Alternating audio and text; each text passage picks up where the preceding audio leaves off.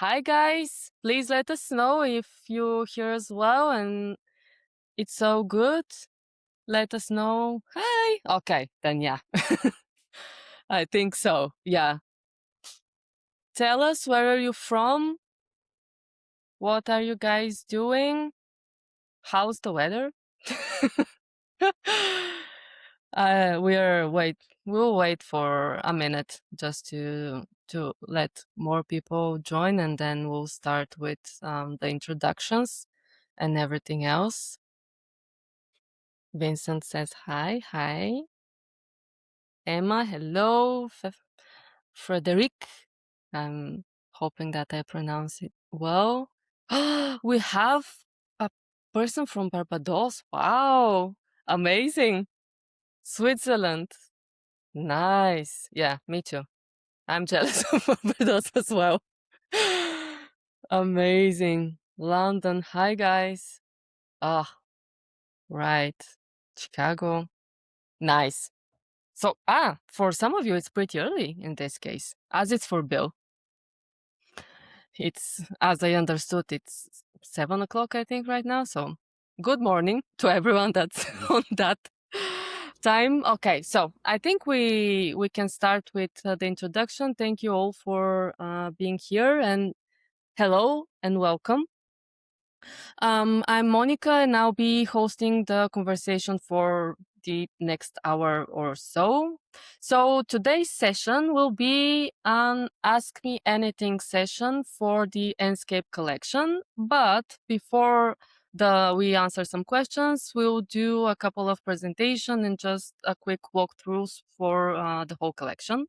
So I know if you're an architect or you work as an architect or design, you know that moving from a project from an early idea to a real-time model to something polished to be able to present to a client usually means that you need to jump across tools and that often they don't talk to each other that well. So that's why we are here today.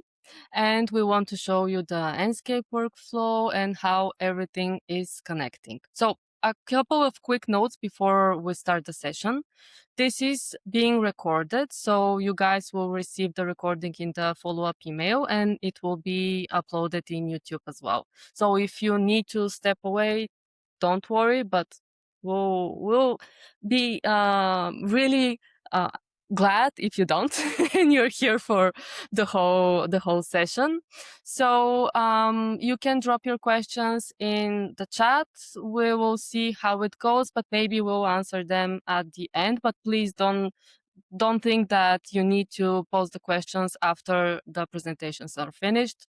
Whatever you decide to drop them, it's all fine.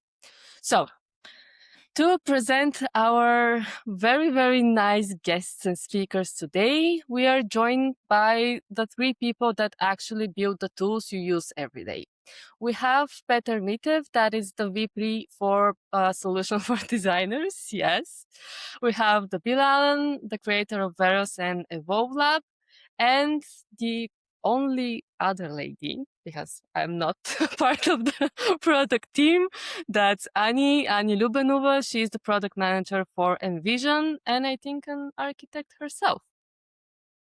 So without further ado, I give the word to Peter, and thank you all for joining us. All right, perfect. Then I hope everybody can see my screen, see some slides. Hey, everybody, thanks for joining us today. My heart goes out to you, the person in Michigan who said it's going to rain, as well as the person in Chicago who's awaiting tornadoes. I really hope that's not the case, but thanks for joining us regardless. We hope we keep you entertained and maybe distracted from the rainy weather. So I want to give you folks a little bit of an overview and introduction to the Enscape collection. What's changed, what's new, and kind of a little bit maybe about the direction that we're headed in. Of course, I'm sure people might have some questions as well. So I'll try and keep it as exciting and informative as I can. So Enscape is maybe for a lot of us the most recognizable piece of the puzzle, right? A lot of folks use it in a lot of different ways. Some use it for telling stories. Some use it for making design decisions. some use it for both. But I think over time we've grown this other kind of ecosystem around Enscape to support it. We have our cloud tools, the collaboration tools where you can upload panoramas, create tours. We've started adding some AI features as well that people have requested, specifically on the post processing side, like our AI enhancer. We've also been very lucky to have Bill and his wonderful team join us from Evolve Labs with exciting products such as Veras and Glyph. And those are, again, they're complementing our solutions here and offering, I think, a really, really meaningful and I think better tool for various stages of the design process, because that's kind of where we want to be supporting people is throughout the stages of design, as questions change, as challenges change, as the needs of the project really evolve. Um, and maybe our most recent addition to the Enscape family is Envision, which some of you might be familiar with already, some maybe not. Anna will tell us a little bit more about Envision, but for me, Envision is kind of the natural complement to Enscape.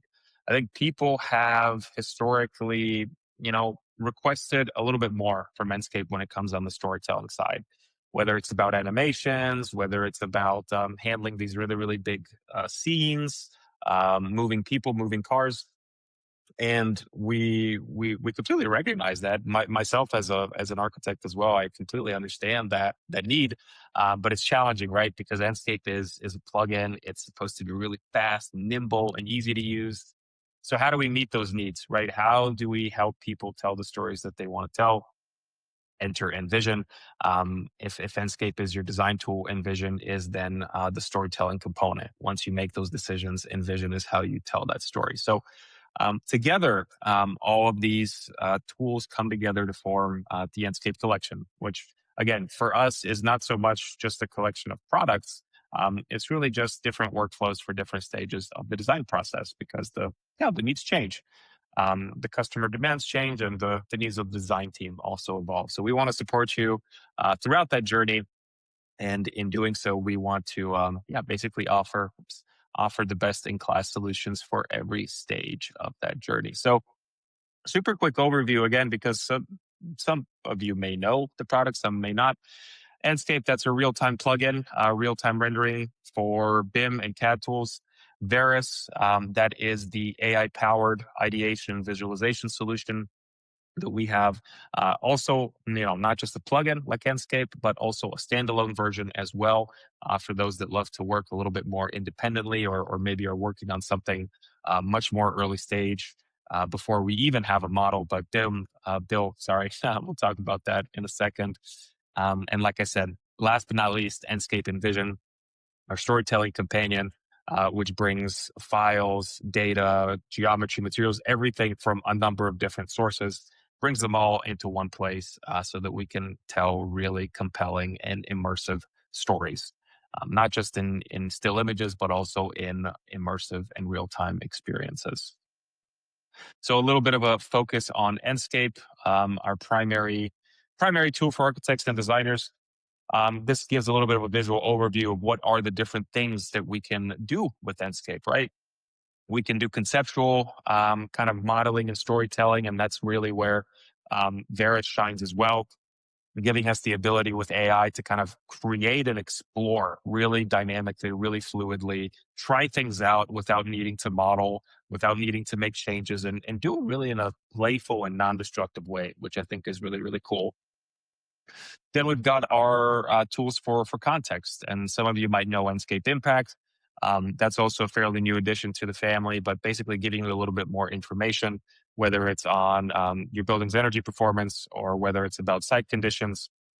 We've got a long roadmap ahead of us there, but basically just trying to bring in all the context that should or could inform your design decisions. Of course, we've got solutions for the detail view. Folks might know Cosmos, bringing in all kinds of assets, materials to basically make it even quicker and easier for you to explore those options and make the right decisions for your design. The collaboration tools we hit on a little bit as well. Chaos Cloud, bringing everything together, making it shareable, making it really easy to understand and to work with other people. And like I said, last but not least, the storytelling aspect, that is where Envision and Enscape come together to really, really shine. So Enscape, the way that I like to talk about it, that's really your design companion. It's not to say that you can't make some really beautiful things with Enscape. You certainly can. But the way that we see most people work, and they go on a firm visit or something like that, is that you've got this two-screen approach, making design decisions on the left in Rhino, SketchUp, Revit, and using Enscape on the right to evaluate those decisions basically in, just a blink of an eye. You move a wall, you see what happens. You change a material, you see what happens. And your architect and designer brain makes the best possible decision. So for those of you that don't know, benefits, what are the best parts of Enscape? Super easy to use. You don't need any training. You don't need any specialist knowledge. Just click a button and you've got it right there. Boom. 100% integrated. I love to say that it's bi-directional. I think a lot of folks in the industry claim that things are bi-directional, and this is the real deal. When you move something, it's right there instantly. It doesn't matter if you move that thing in an Enscape or if you move it in your design platform or you change it in any way. It always goes back and forth. We don't want you doing double the work. We don't want you to have to remodel and change things just because you got to a picture that you liked, and now all of a sudden you need to get back to the model. And last but not least, of course, is the speed. It happens all in real time. We read from your model, and that is basically what allows you to move so quickly and make decisions, right? So that really is the strength of the plugin in this case. Of course, what does that mean for you? You can iterate quickly. I already said that. And we can basically just move through decisions much, much quicker. And we can bring people into our environment. Because as I like to say, images and environments are a universal language. Construction drawings, not so much. I've seen this myself in my architectural career. You put on a VR headset on somebody, or you show them a video of somebody flying through the space or walking through the space, and it really just changes their understanding of it completely. Because if you didn't go to architecture school or interior design school, it's not something that comes so naturally. And I think it's our duty as designers to tell those stories in the most accessible ways possible. So without further ado, then I will pass it off to Bill. He'll give you some more information on Veras and how that complements the Enscape collection. Sweet. Thanks, Petr. Good stuff. I'm sorry for the introduction, but can we just ask one question before we move to Veras? Go for it. Because we have Yes, a few of indeed. them that we gathered before that, and I don't want them to get lost. But okay, so I've posted in the Q&A. This is a question that we received through the forum. We have many architects still think of visualization as something that happens at the end of a project. So how does the collection help bring visualization and decision making much easier into the design process? Yeah, I think it's a really good question, and this is exactly kind of what I was a little bit referring to with Veras, for example, because I think historically, and when I was also in the practice, you needed a model, you needed a certain degree of decisions to be made in order to visualize something, right?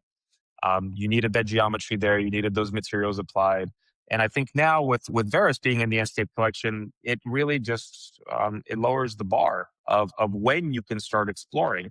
The thing that I remember that I saw that kind of made me really, really fall in love with Veras was basically a hand sketch. You put it in the standalone web app, and with a little bit of prompting, you start getting iterations that look super believable, plausible, and they also start to answer design questions on massing, materiality, context, and that's we didn't have that before, right? Like I really feel like this is a really, really big superpower, and it's not just for the creative process, for the exploration process. I think it also has a lot of implications for the competition process, how you bid for work, how you win work. Here in Europe, it's a bit different than in the US, but nevertheless, architects need to go out and get that work. And I think with Veras and Enscape, you are able to start much, much earlier. And it doesn't need to be something that is just a deliverable. It can be something that you just, do for yourself to get a little bit more certainty, essentially. Amazing. Thank Thanks, you. And I Petr. think this is a really great transition to the Veras part. So this was cool. Okay. Thank you. And yeah, go ahead, Bill. Yeah, I was gonna say, to say it concisely, one of the things I heard from one of our customers is they said, "We used to model to render, we now render to model." And I thought that was really interesting. To Petter's point, is like we used to have a model that I used to have to spend an immense amount of time, and I know yourself, Annie, and Petter as well. You have to spend all this time modeling, and then you gotta, render something. You wait a long time, and if you guys are old enough to remember when we used to network computers together and then you'd hit render at night and then you come in the morning and you pray that your rendering worked, and if it didn't you had to go through the whole process again. And so I do think that's a good segue into Veras and kind of, where I had this aha moment where I was like, wait a sec, I could just prompt and get, a design, which is really a superpower in and of itself. So, for those that don't know, Veras is an AI powered ideation and visualization tool. And so it works directly inside of Revit, Rhino, SketchUp, Enscape, but we also have a web platform as well. So you can use it in a lot of different domains. Kind of looking at that traditional process of spending time modeling and then rendering and then changing a design and then going through the whole process again. With AI, it really helps to fast track that process, and it also gives you a lot more design options in a much shorter amount of time. And kind of looking at different phases of the design as well. Before it used to be a bit of a crapshoot of, you render something and then you want to change something, but you don't want to change everything. The thing we've really been working on is what we call this control layer. And so you can use it for ideation, but then once you kind of have a design that you like, you can then, iterate that design and you can go through the process of creating presentations and visualizing those images, and it just helps throughout that whole kind of life cycle, but then fast track it and do it much more efficiently.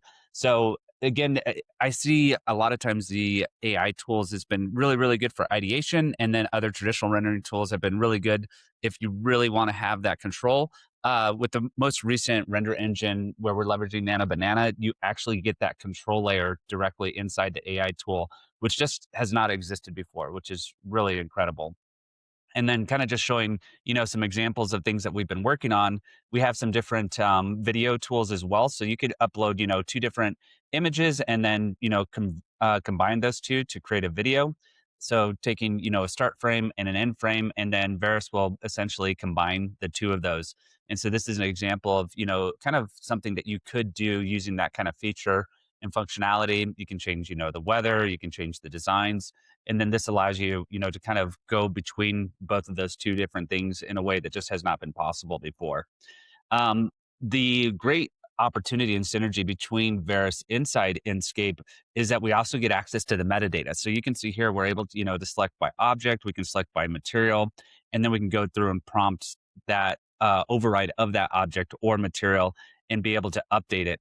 This is also something that is just not possible with other AI rendering tools, of being able to have access to the metadata that's inside of the project, and really gives you that control layer that we were talking about earlier. Here's another example that we also, so I was looking at material, but also if I want to change, the pendant light fixtures as this example, I can go through, select those pendants, prompt, re-render, and change just the light fixture. So again, really harnessing in that control layer, being able to get an output that just wasn't possible before. And you can see how we have Enscape over on the left, we have Veras over on the right, and that integration makes that possible. Talking about something else that we're working on at the moment is immersive 3D walkthroughs. And so, like, if you have, Enscape, which is really, really good for that, and then Veras being very good for ideation and AI generated images, what if you can combine those two? And so, this is something that we're starting to look at, very early days on it, but being able to actually use, AWSD and rotate around that image, be able to navigate it, eventually be able to have VR goggles and be able to traverse the space in virtual reality. This is also something that we're working on as well. So just a little peek behind the curtain on some things to come. That I will turn it over to Annie. Thank you. Give me a minute.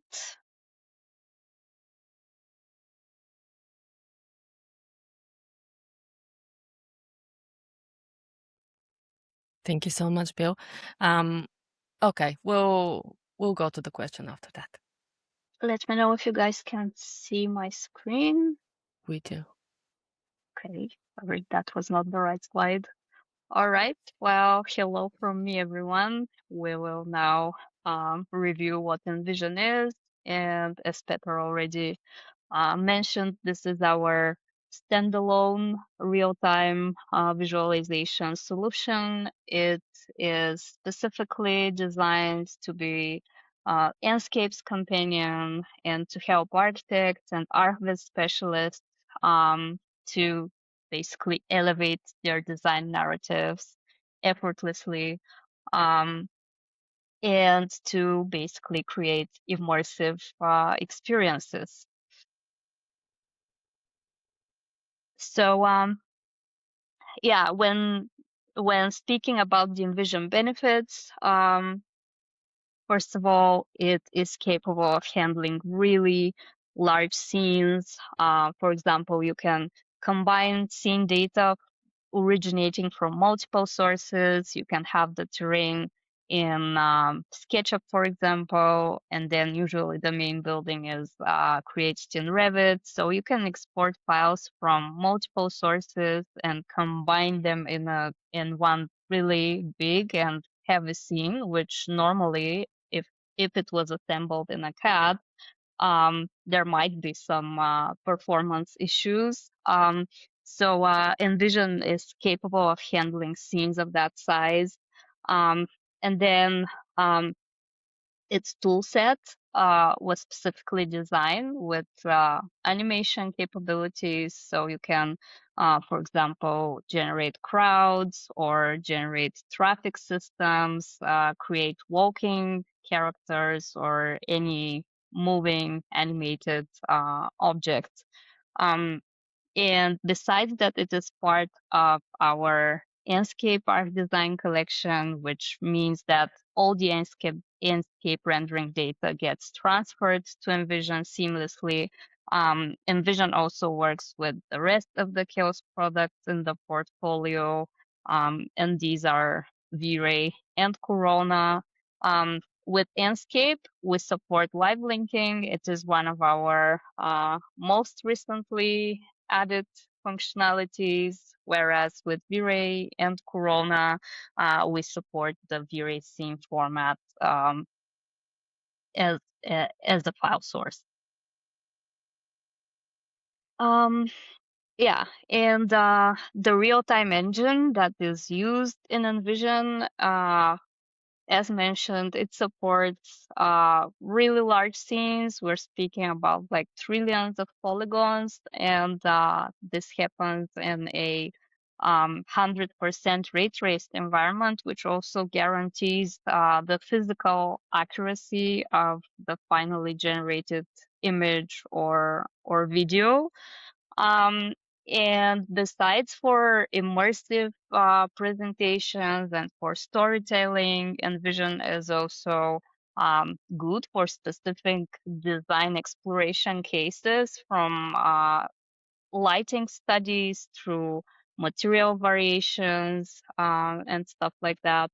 And besides that, you can explore them. You can also animate between different design variants or different lighting scenarios.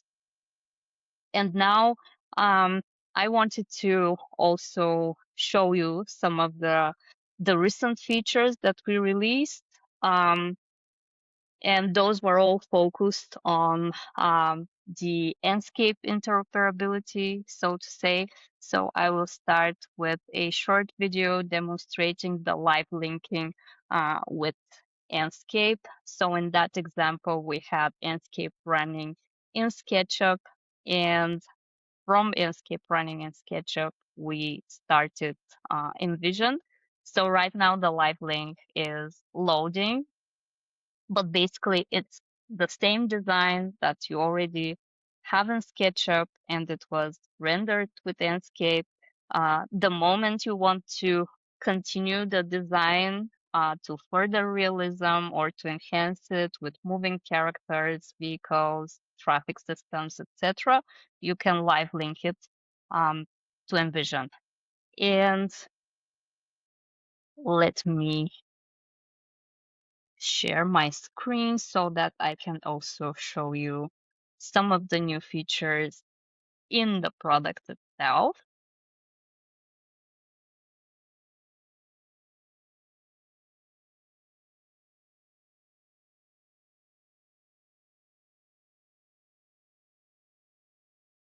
just let me know if you can see my screen. We see it. We can, yes. Okay, so as part of our most recent release that happened 2 weeks ago, we also um, released what we call UI modes. So up here on the screen, you have this easy advanced toggle, which basically allows you to toggle between easy and advanced UI modes. The easy mode was designed with Enscape users in mind. And with that mode, we basically tried to streamline all the timeline workflows, all the animation workflows, which might initially appear slightly hard for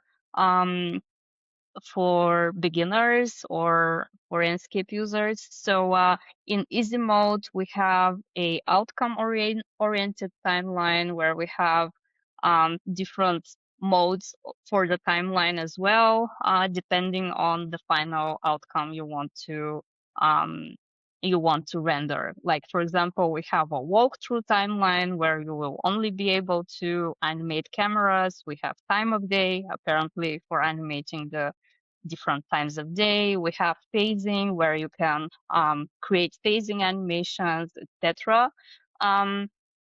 Another change was our new material editor. It was redesigned and again simplified so that in easy mode it displays less settings so that it's easier to work with. And we have the material types that exist in Envision exposed up here with some really nice descriptions. Another new feature is that we now support, let me just pick that material. We now support animated water. For this, water materials need to be converted to the native Envision water. It now supports also some really nice presets here, as well as some color presets here. And if we want that water to also move, we need to enable the global wind settings. I'm not sure if that will be actually visible during the streaming through the Riverside platform, but I will give it a try. And you guys will tell me if you can see it or not.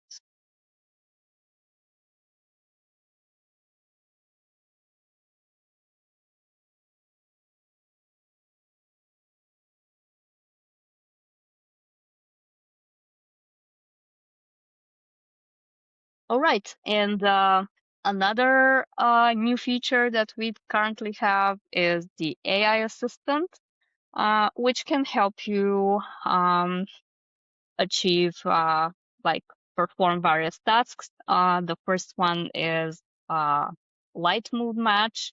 If you have an image where you really like the lighting and the mood, you can upload it here, and the AI assistant will match the mood from that image with the lighting inside the scene. We have material and asset suggest. We have workflow and product guidance, which will basically help you if you're not sure how to achieve specific visual results. And I think that's basically it from me. I will now stop the screen sharing. Thank you, Annie. Thank you so much for that. And actually, we got a few questions, and I think they're for you. So I'll ask you first, and then we can move to the others. The first one is actually in French. I speak a bit, but I will not subject you to my pronunciation. So I'll translate it in English. So it's, what is the interaction with V-Ray? Well, the interaction with V-Ray is that if you want to render a V-Ray scene in Envision, you need to export your V-Ray rendering and V-Ray scene data in the V-Ray scene format. I will just write it in the chat. So that's the format. It's basically our Chaos proprietary format. You need to export the file and then you simply import it in Envision. And the moment you import it, maybe I can share my screen again just for a little while and show you that basically these here, if you see, so on the left hand side of the screen, I have the scene hierarchy here, and these three you will see here the terrain, the main building, and the surrounding buildings. These were actually three separate V-Ray scenes that were, in my case, exported from Enscape. And then when you import them, you will be able to see their entire hierarchy here with all the objects they contain. So in my case, those were also exported from Revit. So for those of you that are familiar with Revit, you will see here the object categories that are typical for Revit. So basically the entire geometric content of the scene would come categorized just the way you see it in Revit itself. Amazing. Thank you so much. We have two more. Before I go to my questions that we gathered in the forum, but let's ask the ones that are from the live audience. So Paul asked, in Envision, how do I replace an existing material? You replace an existing material via drag and drop. That is one way to replace it. Another way, I guess maybe I need to keep my screen shared all the time. Yeah, so when you pick a material, and up here you have this select all button that will select all the geometries that material is applied to. And then once those geometries are selected, if you're making any changes to the selected material, you can also apply it to the selection. So all the geometries with that material will get the new material and the old one will be replaced. Great. But otherwise, by a drag and drop from the Ask library or even from the scene materials panel down here, if you drag a material and drop it, it will be replaced instantly, like this. Okay. Thank you for that. And we have Paul again. Let me just push it to the screen. Is the Enscape to Envision one way? Are changes made to the model in Envision also made in SketchUp? For now, it is one directional. We don't save any changes back to SketchUp or back to Enscape. We only take the data from Enscape and then we enhance it. And this was actually done on purpose, because that way you can assemble from multiple sources. Makes sense. Absolutely. And we have one more for you. What I'm interested in is the transition from SketchUp Enscape to Envision. When do I stop working in one and start in the second? Well, that's a challenging question. And my answer would be, it is up to you. It depends on the design and it depends on what is needed in terms of visual content related to that design.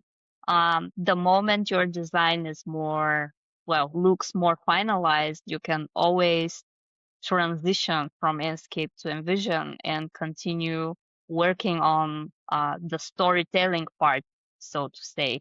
But again, if you want to explore specific aspects, you can do this earlier, like exploring material variations or even animating. For example, having a all-white model and then start applying materials to it, you can basically animate that process. So that would be one use case. Or with crowd generation, you could explore like various aspects of of like the traffic and people moving around the building or inside the building, evacuation paths and stuff like that. So you can also use it during the design development. Great. Thank you so much, Annie.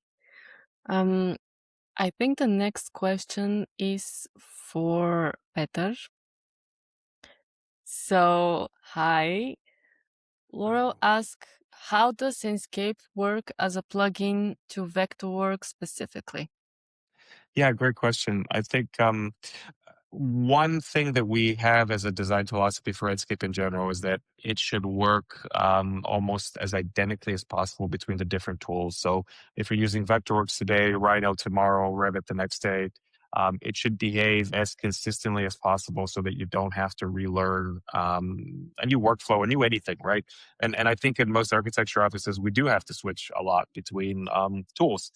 And how does it work specifically? So to get a tiny bit technical here, because I suppose some folks might be interested, we essentially have kind of this, what we call an abstraction layer in software engineering, where Enscape consumes the geometry, the materials, any other kind of information from your model, and it creates it into a common language. Because when you look at these things individually, whether it's Vectorworks, whether it's SketchUp or Revit, they speak a different language. So we consume that information, we take it to a common language, and then that's what we then render and show you on the screen. So in Vectorworks, whatever is in your model is what we're going to read. If you have geometry, if you have materials applied, exactly the same model that you might be working in every day, just launch Enscape and you will get something right out of the box. And then as you make changes in Vectorworks, you'll be able to see it in Enscape, and it will look as detailed as your Vectorworks model is, right? If it's just a white clay model, that's what we see. But if you've applied some materials and you've got some richer context, then you'll be able to push that image quality even higher. But yeah, it basically moves with you. It's your design companion wherever you are in the stage. Yeah, that's what it will show you. Amazing. Thank you so much for that really detailed answer. We have another question that I'm not really sure who's it for, so I'll ask it and then you can decide. Is there a token credit structure for usage of any of the AI features you've demonstrated? Maybe it's for Bill, I'm not sure. Yeah, I could take that. And yes. Petr, I'll let Petr keep me honest. So we do have an AI credit system actually for a lot of our AI features. For those that don't know, a lot of AI tools, they use kind of heavy GPU usage. And for that, then we do have this kind of consumption credit-based model. The other nice thing about that is it's kind of like a use it when you need it kind of thing. So you can ramp up and, purchase some credits when you need them and then ramp it back down. The analogy I use is kind of like, getting a drink of water. You turn on the faucet when you need it, and then you turn it off when you don't. So that's the other really nice thing about those features as well. So, Thank you. I would like to ask you a question from our forum, Bill, if that's okay, because people asked it. So you built Veras. Oh, let me push it. You built Veras independently before it became part of this collection. What changed about how you develop it now that it sits inside the bigger Enscape workflow? for sure, that's a great question. As kind of shown in the slide deck, but I'll just share my screen inspired by Annie. I like that, so I'm going to go ahead and share screen. Entire screen. There we go. So the really nice thing is that you have access to the Enscape model. So like in here, what I'm able to do is actually go through and actually grab, the actual objects and change them. And so I've created a few renderings here while we were on the call. And so within this, one of the biggest things that's changed is being able to access the information and being able to, select by object or select by material. In here, I can, select any one of these light fixtures. And so this is what's, kind of the biggest change for us. What we're trying to do is close the loop. So we're not just going like for a dead end workflow, we're just creating an image, but being able to select those objects or materials and then also push them back to the Enscape or Revit model. So we're trying to really try to create a tighter coupling between the Enscape output as well as the Veras image. So that's one of the main things that has changed. Amazing. Thank you. Mhm. I see that now Steve asked, I have been using Veras, but never seen mention of credits. How do I know if I'm running out? Great question. So if you are using Veras in here, we have a few different places you can see where the credits are consumed. It's going to be specifically in the render engine. So we have these different credit systems right here that shows you how many you are consuming. If you do go up to, I believe it is, I'm trying to remember if it's so if you hit the little guy up in the top right here, this will show your credit system for what you have and what you have consumed specifically. Nice. Thank you. I didn't know Yep. that it lived there as well. Yeah. Right. Okay. I'll ask you another question from the forum.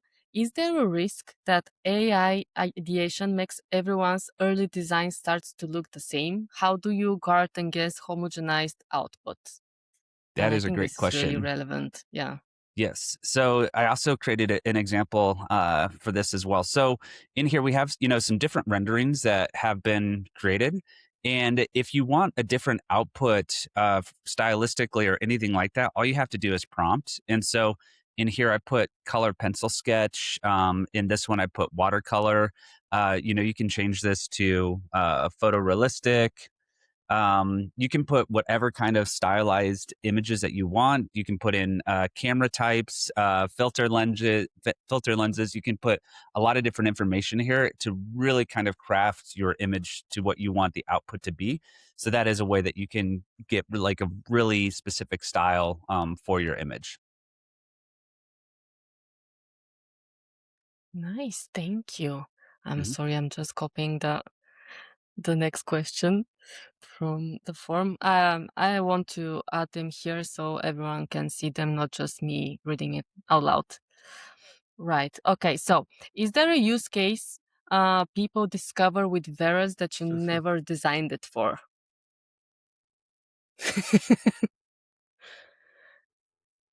You are muted. Let me. Sorry, Oh, I was muted. go So ahead. Yeah. I was going to say, shout out to Phil Reed who showed me this. You can actually, one thing he was doing was creating like materials. So if you change this from like the Enscape as an input to none, this is the text to image. And then so you could say, close up of ACM panel, for example, and you could go through and create some renderings of those. That is something that I was not expecting, like creating materials and then also like assets like people, trees, cars, things like that that you might use to input into an image. That is something that I did not really think of. I always thought of Veras as kind of trying to craft a holistic image.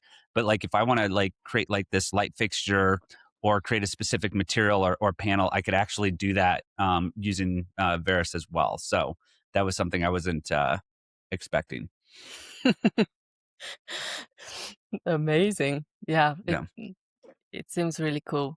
Thank you so much, Bill, for the demos as well Yeah, and of course. answering the questions. Can we go back to Petr? We have a really long and I see technical question for for Enscape. I'll push it, but I'm not sure that it will capture the whole thing, so I will read it out. So Victor asked a little bit of technical question. Is there a way to have different Enscape version / releases to specific softwares? Since we have projects in different Revit versions, 2002, 4, 6, some of the new features are not working on 2024. So we have to downgrade to Enscape version to accommodate all softwares.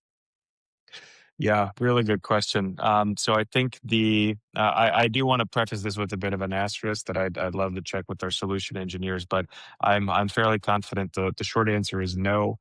Unfortunately, not. However, I do want to say that we recently started something new for us, which is a unified installer.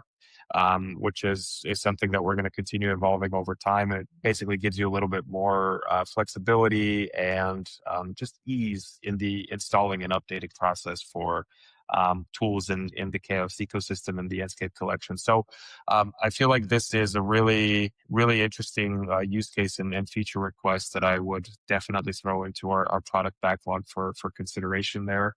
And what I would also say is that if anybody else watching this is having a similar kind of use case, please do reach out to us on the support side or through any of our other channels, be it forums or otherwise, so that we can not only log the fact that people are interested, but also potentially follow up with you to better understand what would a solution look like that really makes this as usable and functional for you as possible. So yeah, that's the long answer. Thank you so much. Yeah, always just reach out. Whenever there's a problem, please reach out. I'll go back to my form questions. I'm sorry to keep going back, but people log them, so we need to answer them live. So we've seen AI, real-time rendering, and storytelling tools evolve rapidly over the last few years. What changes are you seeing in how architects work today compared to just a few years ago? Yeah, I think the metaphor that I always make is that, and it doesn't matter what industry you're working in. I think with the rise of these AI tools, it's almost like the amount of colleagues that you have multiplied, um, and I see that as well with our user base and our customers as well. When I visit people and talk to people and say, "Hey, how are you using these things?"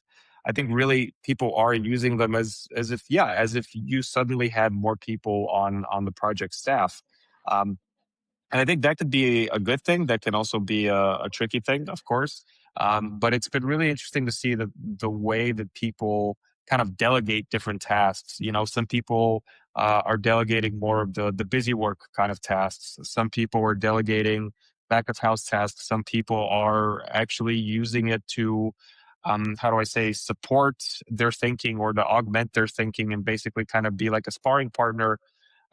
So there's no shortage of ways to use it. We had a question before, which I think was interesting, that came to Bill about the homogenization of the output. But I think the important thing is that it doesn't have to be just about the output, right? Like you can use this to augment different steps in your workflow. And I think people are slowly, discovering new and creative ways to use the solutions. All the time. So I'm super excited to see what people are going to come up with in the next. I don't even want to say years because these things are moving so quickly that I feel like in a couple of weeks, there will be another exciting LinkedIn post or something on somebody's blog that nobody thought about, and who knows? But yeah, it's been cool. Yeah. If I could tag on to what Petr said, just to have like a visual example of this, because I actually did put just together a few examples when a lot of these new render engines started to come out. So some of the new workflows I've seen in the last few months is like doing like 2D to 3D, where you have a floor plan and then you want to convert that to a 3D perspective. This did not exist, 6-7 months ago. So this is pretty new of a workflow. Creating mood boards where you take like an image and then you take that mood board and then you want to push that mood board to your image. This was another one that didn't exist. Creating axometric diagrams of your rendering. So in this example, I designed like this parametric bench, and then I wanted to create a diagram of it, being able to do that.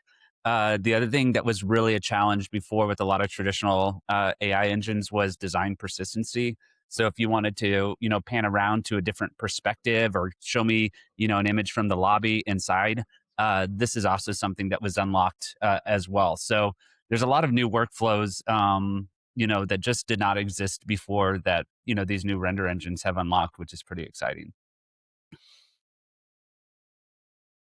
Yeah. And we'll see what else comes in the next 2 weeks, not even months. Sorry, it's changing quick. Absolutely. Thank you, Bill, for that, and thank you for jumping in to show everyone. I will go back to Petr quickly with my last question, I promise. So bringing the tools into one connected workflow usually comes with a risk bloat. How do you keep this from turning into one heavy do-everything tool that's harder to use? Not actually easier. Yeah, that's honestly it is a very big challenge, and I think it's especially challenging because in some ways it flies against it flies against some of the things that people ask for, right? Like we actually, and me personally as a product person, when I talk to customers, people frequently do tell me that hey, we want everything in one place. I understand that, I understand the need, but the metaphor I always use, that it's kind of like a Swiss Army knife. If that's all you have, it gets things done. But when you're at home, right, the toolbox is a lot more useful. You have a screwdriver there, a hammer, a knife, whatever, and those tools are much better suited for the specific task. So on our side, that's kind of the way that we look at it, and that's part of the reason why we have a suite or a collection, and it's not just trying to cram everything into one tool, because then it can be it could be overload. And we also have to respect the fact that not everybody needs everything. There's plenty of people that may not need every bit of functionality as often as other folks, right? The architecture, engineering and construction market is so diverse. As I like to say, like there's no two identical workflows. So I think that was one conscious architectural decision that we made, to keep things connected, interoperable, but not necessarily merging them into one thing. And then the other piece, I think, is that we have this kind of an ongoing exercise of simplification. And sometimes we will try something out and go in the direction of experimenting. For example, the AI enhancer, right? That was something that people wanted. That was something they've been asking for a long time.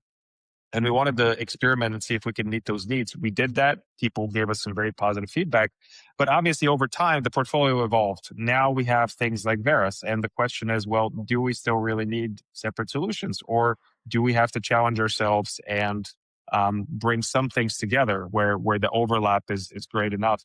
So I think those are questions we're always asking ourselves and pushing ourselves. Our CEO is really, credit to her. She always pushes us to keep things as simple and easy to use for the customers as possible, right? We don't want to have to read a textbook to use our tools. So that's kind of ongoing exercise for us. Absolutely. Thank you so much for that. We have a question for Annie, if we can go to that. Annie, I will unmute you for a second. It's again from Paul. He seems very, very interested in Envision. It's great to see. So what are the output formats for Envision? Image and video are obvious, but what else? Well, 360 panorama is also possible to export. And we know many people have been requesting a VR headset support. While this is still not in product, we know that people were quite interested in having it. So it's a matter of time to basically have it. Good to And I hope hear. this answers the question. I will also be interested in continuing the discussion with Paul. Maybe we can get in touch with him. After this session. Absolutely, we can do that, Paul. I hope that you're okay with it. It will be an interesting discussion. I'm sure of it. Yeah, we're always open to gather as much feedback as possible from our users. So yeah. Definitely. We can also we can create like a feedback form when I send the follow-up email, and then if someone wants to share something, you can do there. This is one way, of course. We can reach out and talk in other ways. And we have one last one I'm gonna ask. And everyone, if you have other questions, please place them now, because we are at the end of our session. So we want to answer everything that you are curious about. The question is, where does Enscape to Envision handoff steal rough edges? And you can be honest about it. Well, we've been working hard in order not to have rough edges, or at least to reduce them to a minimum. But yeah, basically during live linking, there shouldn't be any of these like anymore. But one specific functionality that comes to my mind, and I know it is not supported yet in Envision, is the so-called white mode coming from Enscape. So if you're exporting your Enscape design with white mode being enabled, do not expect the same result in Envision, at least for now. But for everything else, as I told you, we made sure it gets transferred as close as possible. And I'm saying as close as possible because we need to realize that these are two completely different render engines, meaning that the technology behind and how the image is being generated, calculated, it's just different. So yeah, we've done it as close as possible, but there will always be some tiny little difference, which some people might notice. And actually, one thing I forgot to mention when I was showing you the product, and I will use the opportunity to actually show it now. And with this, I will finish my presentation. So with the latest release, because we had many complaints from users that the render result from Enscape does not quite match the one in Envision in terms of colors, in terms of color corrections, and how the overall colors and light on the image look like. So we made sure this doesn't happen anymore. And we introduced what is called the Enscape tone mapping. You will find it in the camera properties. So whenever you select a camera in its details panel, you go to the color corrections tab, and then you just make sure that tone mapping is enabled and the type is set to Enscape. And this guarantees that what is coming from Enscape looks the way it looked in Enscape. Amazing. Thank you so much, Annie, for that. I see actually a question that hasn't been marked as a question by Riverside. So I will show it, Bill. It's for you. It's, can you show the method of getting Veras generated textures back into SketchUp, in my case, in brackets? So this is actually a brand new feature that we're still working on. So it's not ready to demo, but I can Okay. show, briefly just like how it would work. So if I just go back to the screen. So in here, basically what we have is we have Veras up in the top right, and we have Revit on the left. So I know the question was for SketchUp. So we will have SketchUp support as well. But in here, what you can do is select whatever objects that you want to apply that material to inside the Revit or SketchUp model. And then when they're pushed, you can see that it updates the cabinets there. So you can see it happens pretty quick. So I'll just kind of back up. You can see the color here over on the left. And then when we push it, it updates that material, which also updates in the Enscape model because the Enscape model is reading the Revit model. So it's kind of a full loop there, being able to populate those. Thank you so much. Mm-hmm. Actually, I think these were all of the questions, and we are really on time. So I think this was amazing. If you guys have any more, you can drop them here, write them here, or again use the form, and we'll make sure to answer anything else you actually want to know.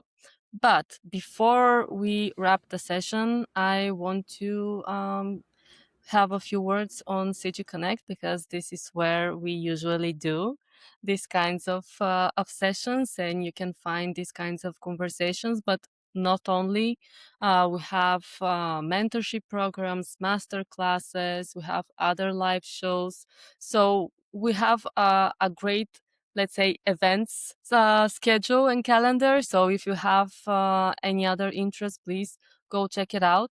Actually, I can tell you that for Enscape, we have a masterclass coming up. This will be the second session of Kate and Katarina. I hope you know them as names in the industry. They are talking about, let's say, design. I will post here the actual link you can go to and register if you are interested about it. I see that the next session is on July 2nd, and it's light materials and structure. So here it is. You can follow that link and sign up. So to close, I really want to thank you all, and Bill, Petr, Annie. It was amazing to have you here, and it was amazing to hear from you and to understand more about the products and the collection. And really hope that you guys really enjoyed the session and it was valuable and helpful. And again, if you want to keep in touch and ask anything else, we are here. So please do so. And the recording will be sent. So don't worry, you have that as well. Okay, so thank you. Really enjoy the rest of your day. If it's morning, evening, night. And yeah, really thank you for being here with us. Thank you. Bye for now. Bye.